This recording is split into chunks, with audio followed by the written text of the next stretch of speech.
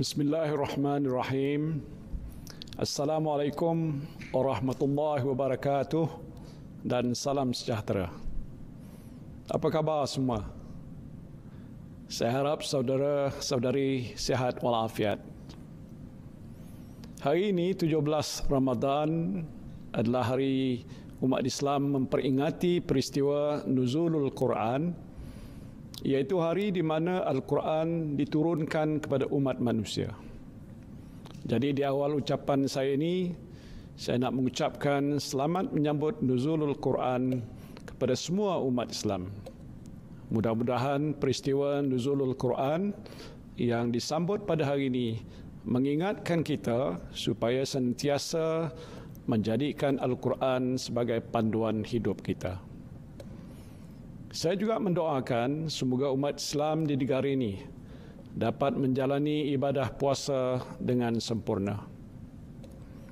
Hari ini saya ingin memaklumkan kepada saudara-saudari semua mengenai perkembangan terkini pelaksanaan Perintah Kawalan Pergerakan Bersyarat atau PKPB yang bermula pada 4 Mei yang lalu. Alhamdulillah, saya lihat pelaksanaan PKPB telah berjalan dengan lancar dan teratur. Tidak berlaku kesesakan luar jangka di stesen-stesen pengangkutan awam, di dalam LRT, MRT, bas, restoran dan lain-lain. Nampaknya rata-rata rakyat mematuhi SOP yang ditetapkan. Sektor-sektor ekonomi juga telah mula dibuka. Mereka yang terkandas di kampung halaman atau di tempat-tempat lain telah mula balik ke rumah masing-masing. Pelajar-pelajar universiti yang terkandas di kampus juga telah pulang ke pangkuan keluarga masing-masing. Alhamdulillah. Ramai dalam kalangan saudara-saudari juga telah mula bekerja. Sehingga hari ini, dianggarkan seramai 6.64 juta 6.64 juta atau 43.6% pekerja telah kembali bekerja. Saya jangkakan jumlah ini akan meningkat dalam tempoh beberapa minggu yang akan datang. InsyaAllah dengan peningkatan jumlah pekerja yang kembali bekerja dalam pelbagai sektor industri dan perniagaan, kegiatan ekonomi negara kita akan dapat digerakkan semula. Yang bekerja akan dapat gaji. Yang berniaga akan beroleh pendapatan dan keuntungan. Dan hasil pendapatan ini boleh dibelanjakan dalam sistem ekonomi kita yang akhirnya menjana pertumbuhan ekonomi negara. Saya nak mengucapkan terima kasih kepada kerajaan-kerajaan negeri yang telah memberikan kerjasama kepada kerajaan persekutuan dalam usaha untuk membuka semula sektor-sektor ekonomi di negeri masing-masing. Saya juga bersyukur kerana kes-kes baru COVID-19 kekal rendah dan terkawal. Kadar kesembuhan juga tinggi. Sehingga 9 hari bulan Mei, seramai 4,929 atau 74.8% pesakit telah sembuh. Saya nak mengucapkan jutaan terima kasih kepada semua doktor, jururawat dan semua petugas kesihatan yang telah bersama-sama membantu merawat kesemua pesakit ini sehingga mereka ini sembuh. Saya juga nak berkongsi satu berita baik dengan saudara-saudari sekalian. Dalam satu kajian yang dilakukan oleh sebuah agensi pendidikan yang berpengkalan di Singapura, Malaysia berada di tangga keempat. Tangga keempat daripada 105 buah negara dari segi tahap kepuasan hati rakyat terhadap usaha yang dilakukan oleh kerajaan dalam menangani wabak COVID-19. Jadi sekali lagi saya nak mengucapkan terima kasih dan tahniah kepada semua petugas barisan hadapan yang telah banyak berkorban sepanjang tempoh 2-3 bulan ini untuk memastikan semua rakyat Malaysia terselamat daripada wabak COVID-19. Saya juga nak merakamkan ucapan terima kasih kepada saudara-saudari sekalian, seluruh rakyat Malaysia dari Perlis hinggalah ke Sabah yang sentiasa berdisiplin untuk mematuhi arahan PKP dan PKPB sehingga memudahkan para petugas Barisan Hadapan kita menangani krisis ini.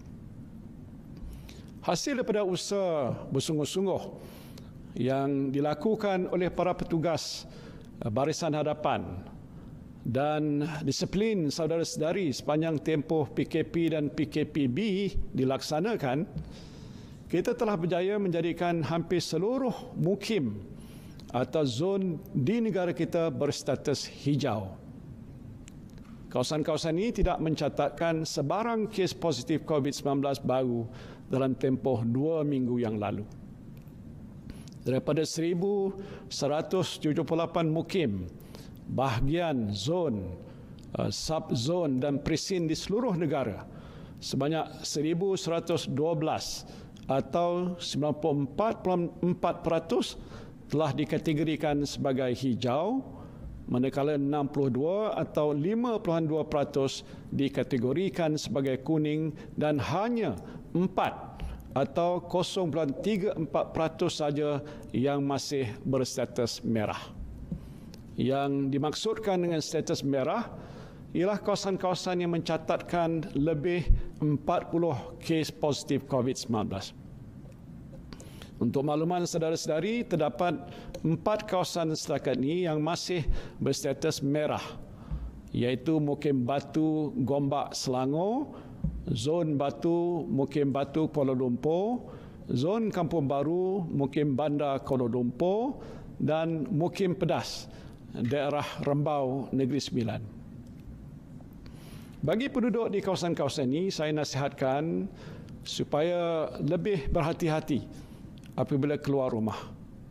Amalkan penjarakan sosial, pakai penutup mulut dan hidung, sentiasa bersihkan tangan dan kalau boleh kurangkan aktiviti di luar rumah. Bagi penduduk di luar kawasan ini, nasihat saya pertamanya jangan berkunjung ke kawasan ini buat masa ini. Itu lebih baik supaya kita tidak terdedah kepada jangkitan wabak COVID-19 ini. Keduanya, bagi penduduk di kawasan hijau, jangan ingat anda semua telah selamat dan boleh bergerak ke sana sini dengan bebas. Saudara-saudari mungkin beranggapan yang saudara-saudari tidak akan dijangkiti wabak ini kerana berada di kawasan hijau. Tapi saya nak ingatkan selalu yang virus COVID-19 ini adalah musuh senyap. Musuh senyap yang kita tak nampak. Dan ianya boleh menyerang kita pada bila-bila masa dan di mana-mana sahaja. Jadi berhati-hatilah. Penjarakan sosial, memakai topeng mulut dan hidung dan membersih tangan mestilah terus diamalkan sehinggalah kita berjaya menemui vaksin untuk virus ini. Menurut pandangan pakar perubatan, proses untuk menghasilkan vaksin ini biasanya mengambil masa yang agak lama, iaitu antara 12 hingga 12 bulan lagi. Saya telah berhubung dengan beberapa pemimpin negara luar dan dimaklumkan ujian-ujian klinikal sedang giat dilaksanakan untuk menghasilkan vaksin bagi virus ini. Saya berharap vaksin ini akan dapat dihasilkan seberapa segera supaya kita boleh bebas daripada ancaman COVID-19 dengan secepat mungkin. Saudara-saudari yang saya kasihi sekalian, walaupun kita telah mencapai banyak perkembangan positif dalam usaha memerangi wabak COVID-19 ini, usaha kita masih belum berjaya sepenuhnya. Langkah-langkah masih perlu diambil untuk memerangi wabak ini. Dari segi pandangan umum juga, saya dapati rata-rata rakyat mahukan supaya kerajaan terus mengambil langkah-langkah yang wajar untuk memerangi wabak ini. Justru atas nasihat Kementerian Kesihatan Malaysia dan Majlis Keselamatan Negara, saya ingin mengumumkan Perintah Kawalan Pergerakan Bersyarat atau PKPB yang berkuat kuasa hingga 12 Mei 2020 akan disambung lagi sehingga 9 Jun 2020, iaitu selama 4 minggu lagi. Ini bermakna semua peraturan dan SOP yang dilaksanakan sepanjang tempoh PKPB pada masa ini akan kekal berkuat kuasa sehingga 9 Jun 2020. Sebarang perubahan mengenai peraturan, SOP ataupun senarai sektor yang dibenarkan beroperasi akan dimaklumkan daripada masa ke semasa. Dalam tempoh ini ada beberapa perayaan utama yang lazimnya akan melibatkan pergerakan orang ramai, iaitu Hari Raya Aidilfitri, Pesta Keamatan dan Hari Gawai. Jadi saya nak mengingatkan saudara-saudari tentang larangan pergerakan antara negeri yang masih berkuat kuasa dalam tempoh ini. Ini bermakna, minta maaflah banyak-banyak dan saya mohon ampun, demi untuk menjaga keselamatan dan kesihatan kita semua, perjalanan balik kampung merentas sempadan negeri untuk tujuan berhari raya tidak dibenarkan. Saya tahulah ramai yang agak sedih tak dapat balik berhari raya di kampung bersama keluarga. Bersabarlah. Bila keadaan kembali pulih sedikit masa lagi, saudara-saudari bolehlah balik ke kampung halaman menziarahi ibu bapa dan sanak saudara. Stesen-stesen TV dan radio bolehlah mainkan lagu Dendang Perantau sekali-sekala. Kalau dimainkan selalu, saya pun berasa sayu juga. Mainkanlah lagu-lagu hari raya yang boleh menceriakan suasana. Saya tengok dalam YouTube ada lagu Nyanyi Kelik Lawe. Ini orang Kelantan. Lagu ini pun okeylah. Tapi ini tidak bermakna kita tak boleh menyambut perayaan Aidilfitri, Pesta Keamatan atau Hari Gawai. Ziarah menziarahi dibenarkan dalam kalangan jiran terdekat dan keluarga yang tinggal dalam negeri yang sama dengan had maksimum 20 orang pada satu-satu masa. Jadi tak perlulah buat jamuan besar-besaran ataupun rumah terbuka. Setiap keluarga hendaklah mematuhi SOP kesihatan seperti penjarakan sosial, pemakaian penutup mulut dan hidung, dan amalan kebersihan kendiri seperti penggunaan hand sanitizer sepanjang sambutan perayaan ini, dan pastikan rumah sentiasa bersih, basuh pinggan mangkuk, sudu garpu, periuk, belanga dan lain selepas digunakan untuk menjamu tetamu yang hadir. Kementerian Kesihatan juga menyarankan agar saudara-saudari elakkan daripada berada di tempat yang sesak atau tempat yang tertutup. Kalau nak bersembang dengan tetamu pun jarak-jarakkanlah sedikit. Tak perlulah duduk terlalu rapat. Mengenai solat berjemaah di masjid, termasuklah solat Jumaat, Jabatan Kemajuan Islam Malaysia sedang memperhalusi tata cara ataupun SOP tertentu yang boleh diamalkan oleh para jemaah.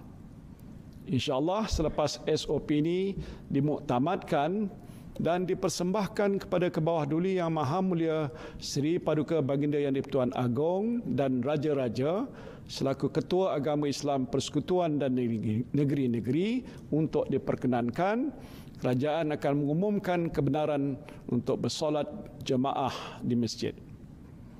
Saya tahu ramai umat Islam yang rindu untuk kembali ke masjid, terutamanya untuk mendirikan solat Jumaat, solat tarawih, solat 5 waktu dan sebagainya.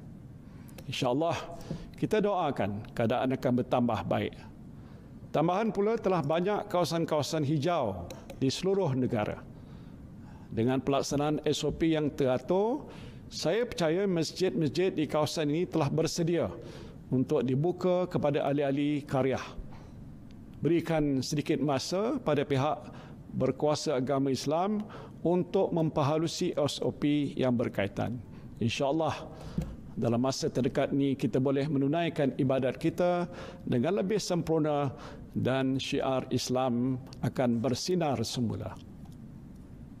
Begitu jugalah dengan gereja-gereja dan rumah-rumah ibadat bagi penganut agama Kristian, Buddha, Hindu, Sikh dan lain-lain. Kerajaan juga akan mengumumkan SOP tertentu untuk membolehkan saudara-saudari yang beragama bukan Islam mengerjakan ibadat di rumah ibadat masing-masing. Mengenai perjalanan rentas negeri, saya diberitahu ada pasangan suami isteri yang tinggal berjauhan atas urusan kerja. Misalnya suami bekerja di Perlis, isteri di Johor. Oleh kerana larangan perjalanan rentas sepadan negeri, ada suami yang dah tak jumpa anak dan isteri selama lebih 2 bulan. Jadi saya nak mengumumkan, kita berikan kelonggaran pada pasangan suami atau isteri ini untuk melakukan perjalanan rentas sempadan negeri bagi tujuan berjumpa dengan keluarga.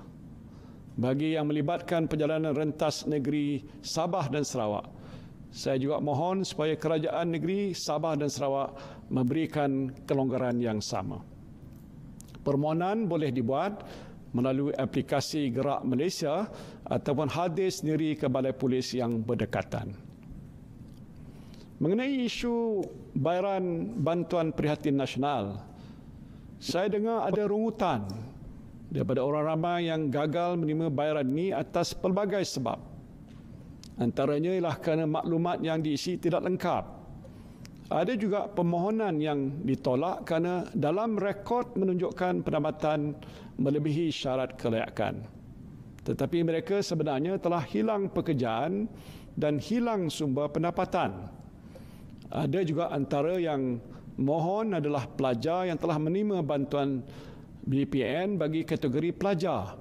Jadi permohonan mereka untuk mendapatkan bayaran BPN bagi kategori bujang pastinya ditolak. Ini adalah antara sebab-sebab permohonan ditolak. Dan mengambil kira semua perkara ini, Yang Berhormat Menteri Keuangan telah bersetuju untuk melanjutkan tempoh rayuan permohonan BPN sehingga 31 Mei 2020. Selain menghantar email, para pemohon yang mana permohonan mereka tidak diluluskan boleh hadir sendiri ke kaunter-kaunter LHDN untuk membuat rayuan bermula daripada Isnin 11 Mei 2020.